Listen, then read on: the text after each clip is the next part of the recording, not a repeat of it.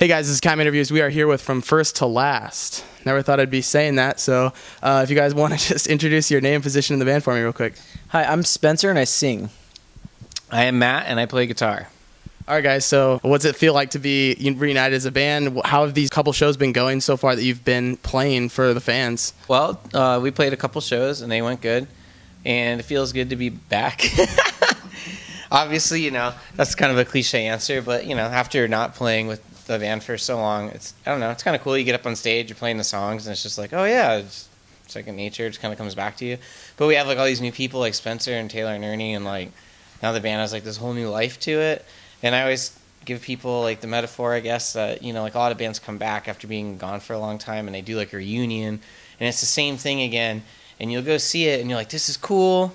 But if you saw them when, it was the peak, it was it's you're seeing it and it's cool, but it's just not really as cool, and there's nothing you can really do about that. It's no one's fault. But, I feel like what we did is we were like, hey, man, it's like Star Trek. Everyone loves Star Trek. And then they made Star Trek The Next Generation. It's the same thing, but they put a new twist on it. And I feel like that's what we did. We just brought FTL The Next Generation. Right. That's what it is. It's not bringing a band back. It's relaunching a thing with a new thing to it, I guess. You know what I'm saying? It was the 80s version of it, now it's the 90s version kind of thing, But it's sick because it just adds all these new elements to the band that weren't there before, so it gives people the chance to become a fan all over again with something the same but still new. What's it been like specifically for you, Spencer, filling in the shoes of a previous vocalist and a previous era? How's that been for you? It's really cool because, to be honest, I kind of grew up listening to From First to Last, so I already knew all of the songs with Sonny singing on them and even with Matt singing on them. So for me, it was just kind of just stepping in, and I didn't really have to learn anything aside from the new music we wrote. Yeah. So it's been kind of a cakewalk for me, to be honest. But it's been a lot of fun so far. Yeah. So what material are you guys playing live for your sets? Because so far you guys only specifically have a couple songs released officially for fans all over the world to hear. So what are you guys playing for your live sets here and ongoing? Well, we're playing mostly tracks from Dear Diary and Heroin, but there are two songs, one of which has been released. It came out a couple weeks ago, called Dead Trees. And that one, and then another song that will be released in a couple months or so before the record comes out. Can you release the name of it, or is it still exclusive? Well, the name of it actually hasn't been decided yet. So, I mean, that's kind of how far off we are from releasing the actual record. Yeah. Not all the songs are named yet, so. Yeah. Okay. So in talks of the album then being released and whatnot that you guys have recently finished recording, that is all new material, or does it have the Note to Self and Latest Plague remake on it? Yeah, I mean, it's a whole album of new material. I think it's 11 tracks that are new, yeah. Yeah, it's a full-length album of all new stuff, but we also re-recorded some of those other things just for fun. I think they're going to be included on a deluxe edition or something. Okay. But yeah, I mean, those aren't going to replace any material, you know what I'm saying? They're just kind of extra icing. We had a lot of extra time to do stuff, so we're like, hey, fuck it, we're just going to give the fans a couple old tracks. Yeah, we've even recorded some other stuff too, some random surprises. The thing is, Taylor and I both have studios, so for us to make material now is hey man, I'm gonna shoot you over some drums. Go ahead and throw some guitar on this and shoot it back to me. Then Spence records vocals, and 2 days the song's done. We don't have to see each other. It's insane. So what brought about the addition of Spencer? I think that kind of surprised people. So how did that conversation come about? Who made the phone call and whatnot? Well, Matt had been out in Maryland doing a kind of a co-produced record with Taylor, doing some programming on it and stuff. And at that time, I was recording vocals in the studio one night while he was there for, I think it was Clear or something like that. You heard the Clear track and you're like, oh, yeah, who's this dude? Yeah. And we just kind of hung out and, we kicked it off, and he was like, hey, you should sing on my record. And I was like, okay, yeah, let's do it. That's really, there's nothing more to it than that. Yeah, I was just you should sing. It's just a fun thing, and here we are now. Yeah. What do you think the overall fan reaction was for the Note to Self kind of a re-release? How was that for fan reception? I thought it was awesome. I would say we had more positive comments about that than anything I've ever seen us do.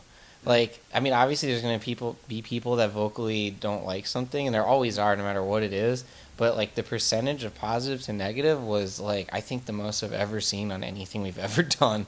And I was like, this is awesome, you know? Like, it made me stoked. In regards to the album, fully recorded, whatnot, when might it be released for fans? Like, just time-wise, you don't need to give me an exact day or anything, but like month? Probably like around April, I'd say, yeah. I know there were talks of like Sonny perhaps doing a feature or something on this album. Like, what ended up happening with that? Or is he going to come for like a live show or something? Anything special like that? Yeah, I talked to him briefly, and he said that he would be willing to do a song, you know, if you like he heard it. I mean, honestly, dude, it's just he is like one of the busiest people I've ever met in my entire life. Like, he said he'd be down for it, but I mean, like, getting in touch with him is just like impossibly hard. I mean, he's literally like in a different place in the world like every single day of his life, and it's just like, it's one of those things where it's like, before Spencer was in the picture, I was like, man, that'd be really cool, but now that Spencer's in the picture and we've made the band what it is, it kind of like took a whole new form since that idea was even conceptualized. And now that we are the way we are, like, we're kind of pushing forward as like a new thing, like I said, like a new brand in a sense, similar but different. And I think like I like having the ties to the past, you know, because I don't want to like discredit anything we've ever done, because I owe everything I have to it. But at the same time, I don't want to harbor on the past too much, you know. So it's kind of like a fine line.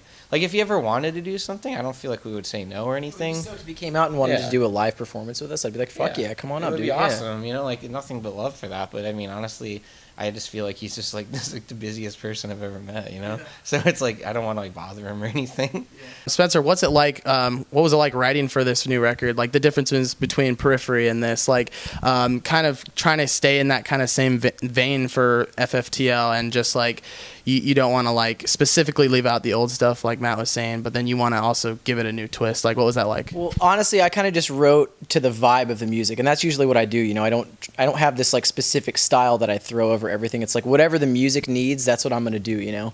And honestly, with like Periphery, I kind of sit down and analyze it because it's very technical, and there's like some crazy stuff going on in those songs. And with this stuff, it's just kind of like we got together in the studio, had a bunch of beers and cigarettes, and just ripped it, man. It was awesome. It was just a lot. It was honestly just a lot of fun. It was almost like karaoke. It was like, okay, well, I'm going to do this. And they're like, yeah, that sounds great. Get in there and do it. And it's like one take, done, like song's over, like on to the next one. So there wasn't like too much thinking, you know. We didn't overthink it. It was just like fun. For the member changes and whatnot, people keep bringing up in the comments like Derek this, and of course they're going to bring up Sonny, and they're going to compare, you know, Periphery. So what's it like for you guys to see these like almost like the music's being disregarded and people are just strictly going to like the drama or like the personal, you know, side of it? Like, what's that like for you all? Is it annoying or? Well, it's such a small percentage, really. I mean, like what you see online to like the amount of fans that there actually are that listen to the band. So it's kind of one of those things where it's like out of sight, out of mind. It doesn't really matter to us, you know? Yeah, for sure. I mean, obviously people are gonna be like, hey, what happened to this person, that person? But I mean, I think what people don't really understand is like, you know, obviously people's lives are, you know, all over the place, and sometimes there's reasons for things that, you know, maybe we don't need to tell you because they're just, I don't want to sound mean, but some things just aren't people's business. You know what I'm saying? So if there's someone's not here, you know, there's probably a good reason for it. It's not like it's bad. It's but not I mean, like we didn't want him to be in the band, right? Or something. Exactly. Yeah. But I mean, you know, it's been 5 years since the band disbanded. I mean, think about how many things can happen in your life in 5 years. You know what I'm saying? It's just like, you just have to kind of respect things for what they are. Do you feel like altering like an already existing band is almost like, is it harder or more challenging, or like if you could go back in time, would you almost just start a new name for like the group you guys have going, or do you like the fact that it's the way it is? My whole perception of this band, and it's been like this for a while now, is I feel like the name From First to Last represents like what I've been a part of musically my whole life, because it's been like I've been in it since high school, you know what I mean? And it's had so many evolutions and so many members and stuff, and at this point I kind of feel like it represents just like the idea of me playing with people that I connect with and the fans that have been following us, you know? And every album sounds different too, right. like It pre really does. pre me, like everything sounded different. It from totally record to does. record. Every single record sounds totally different, and that's just because I just have never felt like I cared enough to be like, oh, this is our brand, this is exactly what we need to be, we need to do this to sell X amount of records. I just don't give a shit. Like, the band for me is me with my boys that I love in that moment in my life, playing music together that we all vibe with, for people that I know love what we do and what we're about. You know, that's all the band is. The name From First to Last is just like an entity to represent that idea. With that, how did the like writing process go for Dead Trees? You know, the like first like original track, I guess you'd call it, that was released. How is that? Who started like writing, and how did that get like looped through? Like, when did you guys start tracking bass, drums, vocals, all that good stuff? Okay, so the record went like this. The first 3 days, I drank an ungodly amount of caffeine and just ripped guitar. Like, literally just ripped. Not like, only drinking, but taking caffeine pills on top of it. Yeah. And just like fucking, just like, oh, you like this riff? You like this riff? Oh. And they're like really raw versions of the songs. And then we did some like MIDI keyboard drums over just to kind of get the idea. And then Spence, I sent the song to Spence. He kind of rearranged parts a little bit to fit the vocals that he was thinking better.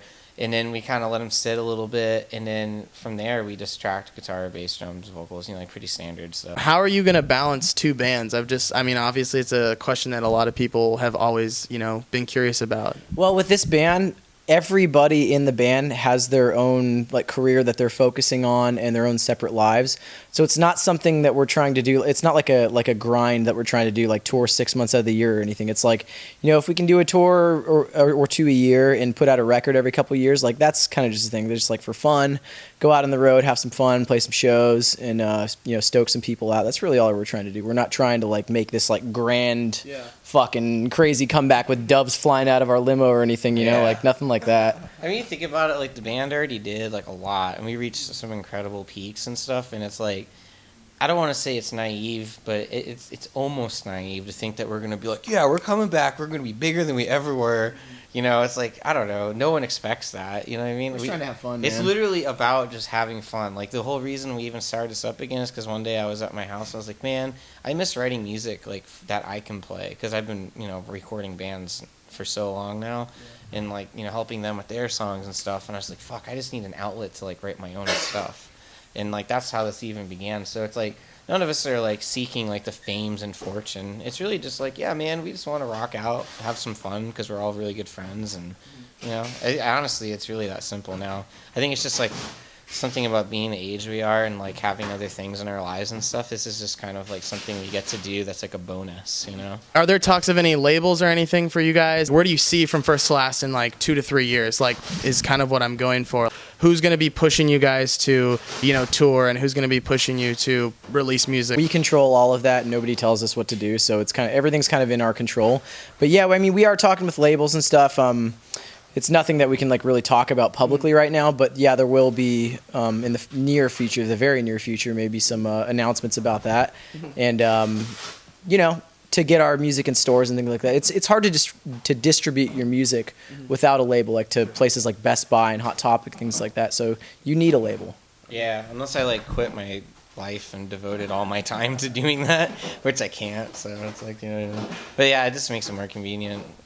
I don't know, there's just some things that a label can do that I just as a person or any of us can't really commit to doing. Lastly, what's next for FFTL after this specific show? Just let fans know where you guys will be heading, where they can look for you in a city nearby, and then also, what is your personal favorite off of the upcoming record? Even if fans haven't heard it or don't know the track name, just kind of talk about your specific favorite. The next thing we're gonna do is it's completely unconfirmed, but I'm sure next spring we'll play some shows. Hopefully we'll try and hit the East Coast, because we've only done West Coast so far, and I really want to kind of get over there, maybe do a little bit of Midwest. Just kind of like, I'd like to be able to play to at least some major point places across America that we haven't touched on yet. So if we can do that, that'd be cool. And then I don't know, before the end of next year, try and make it overseas really quick. But I don't know. It's all, we don't have any concrete plans, because it's just we work around the schedule that we have and whatnot. But yeah. And then my favorite song off the record is probably, honestly, Dead Trees. I think it's my favorite. Yeah. I think mine would have to be, it's going to be track 4 on the record. It's called I Solemnly Swear That I'm Up to No Good. And it sounds like Harry Potter. So, I mean, that song who doesn't really like it? It's evil as fuck. Yeah, it's cool. That song's sick. I forgot about that. Yeah. I want to play that. It's a sick one. Take a crack at it tonight? No, I don't think so. This is going to end the interview, but is there a name for the album at all, or anything floating in that direction?